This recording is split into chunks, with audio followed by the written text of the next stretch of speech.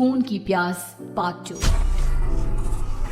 और उसके बाद वो जंगल एक बार फिर से सुमन की चीखों से गूंज उठा। लेकिन आज की रात सुमन की चीखों को सुनने वाला वहां पर कोई भी नहीं था।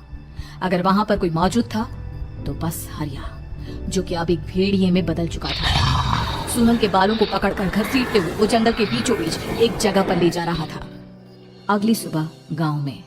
अरे भाई, पता नहीं क्या बात है, अपने गांव का हरिया किसान और उसकी पत्नी सुमन दोनों गायब हैं।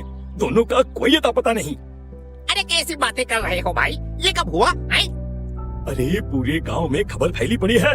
कल रात को दोनों खेत की तरफ जा रहे थे, लेकिन लौटकर आए ही नहीं। तो हो सकता है अपने खेत पर होंगे। पूरा गांव ढूंढ कर आया है भाई। जानते हो क्या मिला वहाँ पर? क्या हुआ भाई, क्या मिला? बताओ हमें क्या मिला? अरे हरिया की पत्नी सुमन के कपड़े पड़े हुए थे। शरीर का एक एक कपड़ा फटा हुआ झोपड़ी के बाहर पड़ा था, लेकिन दोनों पति पत्नी का कोई पता ठिकाना नहीं था। अरे भाई, लेकिन उसका जो दोस्त है ना रामू किसान, उससे पता करके आते हैं ना। अब तक तो दोनों साथ ही खेत पर जाया करते थे। हाँ, हमें उसके घर जाना चाहिए भाई। चलो वहाँ चलते हैं, चलो। वो सारे लोग रामू के घर पर पहुंचते हैं। रामू अपने घर के बाहर बैठकर हुक्का पी रहा था। आज सारे के सारे लोग टोली बनाकर मेरे घर क्यों आ रहे हैं? क्या कोई मर गया क्या भाई? अरे कैसी बातें कर रहे हो? तुम्हारा सबसे अच्छा दोस्त हरिया और उसकी पत्नी गायब है और तुम यहाँ बैठकर हुक्का पिए जा रहे हो हैं? रामू ने अजीब सी नजरों से उन सब गांव वालों की तरफ देखा, जिसकी वजह से वो लोग एक बार के लिए डर गए। गायब है? अरे गायब नहीं है, मुक्ति मिल गई है। उन दोनों को मुक्ति मिली है। इस दुनिया में आकर हर इंसान पाप करता है और उसे उसके पापों के लिए मुक्ति मिलना बहुत जरूरी है। अरे ये कैसी बहकी बहकी बातें कर रहे हो भाई, है? और इसका चेहरा अजीब सा क्यों लग रहा है? लगता है दोस्त के मरने का गम बैठ गया है। पागल हो गया है शायद ये पागल। ये बात सुनते ही रामू चीखकर जोर से चिल्लाते हुए कहता है, पागल मैं नहीं हूँ, पागल तुम सब हो। और ये शैतानी जंगल अब तुम में से किसी को नहीं छोड़ने वाला, सबको खा जाएगा। याद रखना मेरी बात। शैतानी जंगल? कैसा शैतानी जंगल? लगता है रामू पागल हो चुका है। हमें यहाँ से चलना चाहिए भाई। चलो। तभी रामू की पत्नी बाहर आती है। नहीं, आप लोग इनकी बात का बुरा मत मानिए। 2 दिन पहले हरिया के साथ खेत पर गए थे। जब से वहाँ से आए हैं तब से ऐसी ही बातें कर रहे हैं। भगवान जाने ऐसा क्या देख लिया उन्होंने, खेत में कुछ भी बड़बड़ाते रहते हैं। लेकिन गांव के लोगों ने कमला की कोई बात नहीं सुनी और वो सब वहाँ से चले गए। रात अब धीरे धीरे ढलने लगी थी। तभी अचानक किसी ने धीमी सी आवाज में रामू को पुकारा। रामू, आ जाओ, मैं तुम्हारा इंतजार कर रहा हूँ। और सुनो, अपनी पत्नी को साथ लेकर आना, नहीं तो काम अधूरा रह जाएगा। ये आवाज सुनते ही रामू के चेहरे पर शैतानी मुस्कुराहट आ जाती है। वो धीमे कदमों से अपने घर के अंदर आता है। क्या हुआ? तबीयत ठीक है ना अब आपकी? मैं तुझे अपने साथ खेत पर ले जाने आया हूँ, चल। मैं तुम्हारे साथ कहीं नहीं जाने वाली। मुन्ना गहरी नींद में सो रहा है और उसे अकेला छोड़कर मैं तुम्हारे साथ खेत पर नहीं आ सकती। वैसे भी तुम्हारे उन खेतों में भगवान जाने कौन सा राक्षस घूम रहा है, मुझे तो डर लगता है। रामू गुस्से में दांत पीसता अपनी झोपड़ी से बाहर आ जाता है और कमला गहरी नींद में अपने बच्चे के साथ सो जाती है। तभी अचानक रात को रामू की झोपड़ी के ऊपर एक साया वही गाना गुनगुनाते हुए घूमने लगता है जो हरिया के मोबाइल में बजा करता था।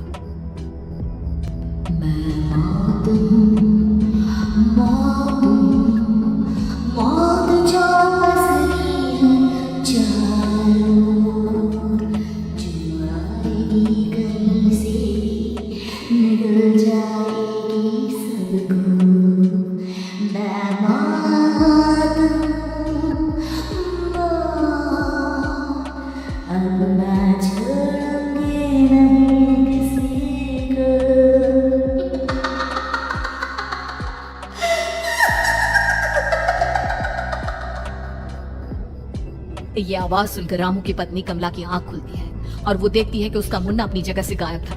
कमला चीखते हुए बाहर दौड़ कर आती है। वहाँ पर उसने देखा कि रामू ने अपने बच्चे को झोपड़ी के बाहर एक पेड़ से उल्टा लटकाया हुआ था और उसका बच्चा चीख चीख कर रो रहा था। वहीं दूसरी तरफ एक साया बच्चे के ठीक नीचे आग जलाकर उसके चारों तरफ हैवानों की तरफ नाच रहा था। छोड़ दो मेरे बच्चे को। अरे क्या कर रहे हो तुम? शर्म नहीं आती तुम्हें अपने ही बच्चे को इस तरह मौत के हवाले करते हुए? अपना बच्चा? किसने कहा ये मेरा बच्चा है? अरे ये तो उस रामू की औलाद है, इस गांव के किसान रामू की। और मेरी दुश्मनी इस गांव के हर इंसान के साथ है। क्या कैसी बात कर रहे हो तुम? ये औरत कौन है? ये मेरे बच्चे को खा जाएगी। तभी अचानक से उस साया ने एक बेहद खतरनाक दिखने वाली औरत का रूप ले लिया और उसकी आंखों से आग निकल रही थी। सही पहचाना तूने, मैं तेरे बच्चे को खा जाऊंगी। अगर तू अपनी इस हैवान पति रामू के साथ जंगल नहीं आई तो मैं तेरे बच्चे को खा जाऊंगी। लेकिन क्यों? आखिर क्या चाहती हो तुम मुझसे? मुझे जंगल क्यों ले जाना चाहती हो? औरत बुरी तरह से ठहाके मार मार कर जोर जोर से हंसने लगी और साथ में रोने लगी। ये तो तुझे वहाँ चलने के बाद ही पता चलेगा ना। अगर तू नहीं आई तो थोड़ी देर में तेरा ये बच्चा आग में जलकर मर जाएगा। चल जल्दी। नहीं नहीं, मेरे बच्चे को छोड़ दो।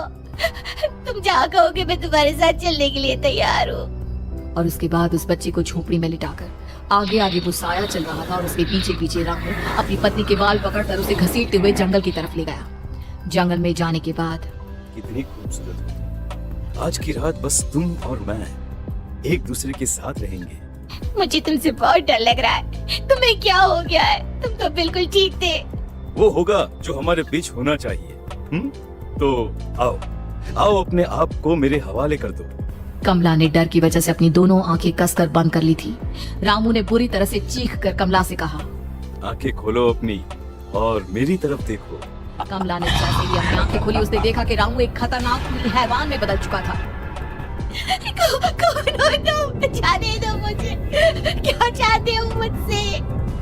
वही जो एक आदमी एक औरत से चाहता है। मैं तुम्हारा पति रामू नहीं, बल्कि इस जंगल का एक भेड़िया हूँ और आज की रात तुम्हारे खून से अपनी प्यास बुझा जाऊंगा। और उसके बाद वो जंगल कमला की दर्दनाक चीखों से गूंज उठा।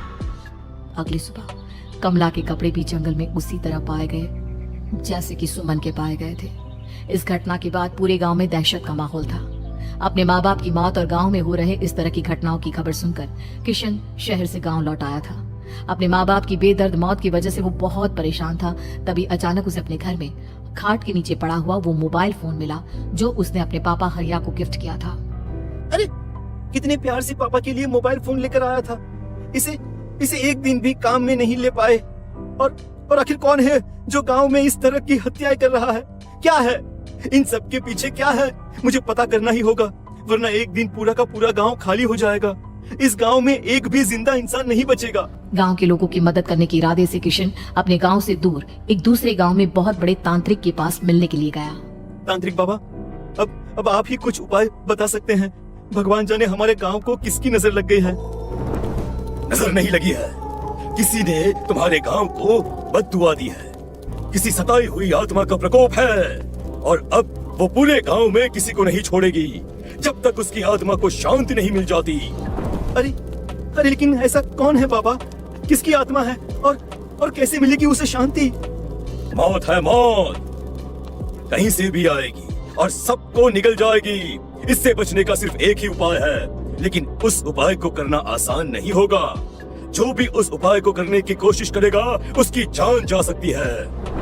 भले ही मेरी जान चली जाए, लेकिन मैं अपने गांव के लोगों की जान बचाने की पूरी कोशिश करूंगा बाबा। तो ठीक है, फिर अगली अमावस की रात जैसा मैं कहता हूँ वैसा ही करना। अमावस की रात तांत्रिक के बताए अनुसार किशन अपने साथ केरोसिन लेकर जंगल की तरफ चल पड़ा। उसके हाथ में देवी के मंदिर का सिंदूर भी था। किशन जंगल के बीचों बीच पहुंचा। ये देखकर उसकी आंखें फटी की फटी रह गई। वहाँ एक उबलते पानी का तालाब था और कई लोगों की लाश लटक रही थी।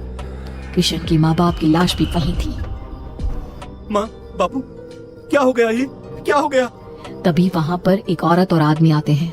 उन्हें देखकर किशन चौंक जाता है। गोपाल काका, आपकी तो 5 साल पहले मौत हो गई थी। और निर्मला काकी, आप? मौत तो हो गई थी, लेकिन तुम ये नहीं जानते कि हमारी मौत कैसे हुई थी। क्या कहना चाहते हैं आप?